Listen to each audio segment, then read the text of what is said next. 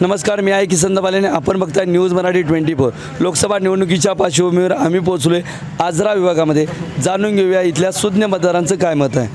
नमस्कार, मी धनाजी जाधव बोलतो आहे. भ्रष्टाचार वाढलेला आहे. मुळात ईडी लावत म्हणजे प्रत्येकजण काय करत आहे, भ्रष्टाचार घालवण्यासाठी ईडी चालू केली. पण ईडी चालू केल्यानंतर ईडी बसवली की ते जे पुढारी आहेत विरोधकांच्यावर जास्त करून ईडी आणि ते आपले सामाल करून गेलेले आहेत आणि त्यावेळी ते शांत. मग याचा अर्थ काय, ईडी म्हणजे तुमच्या पक्षात काय भ्रष्टाचार नाहीत काय. दुसरी गोष्ट, अधिकारी भ्ष्टाचार आहेत ती यांच्यावर ईडी का लावत नाही तुम्ही, फक्त विरोधकांच्यावर तुमची ईडी आहे. त्यामुळं भ्रष्टाचार मुक्त देश जी तुमची घोषणा होती ती होत नाही आहे. भ्रष्टाचार हा चालूच आहे. प्रत्येक ऑफिसमध्ये कुठेही गेला तरी भ्रष्टाचार चालू आहे.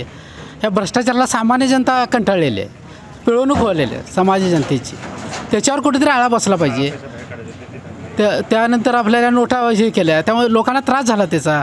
भ्रष्टाचार बंद व्हावा म्हणून त्या नोटाबंदी केली. ती आहे तशीच आहे. कुठं काय फरक पडला आहे? कायच फरक पडलेला नाही. मग यावेळी तुम्ही मतदारांना काय सांगाल. यावेळी आपण बदल करावा. म्हणजे किमान काँग्रेसचं सरकार होतं की पूर्वी म्हणतात की आता काँग्रेसनं काय केलं, देश स्वतंत्र झाल्यानंतर यांच्या ताब्यात येईपर्यंत देश आहे तसाच नव्हता. देशात प्रगती झालेली आहेच की.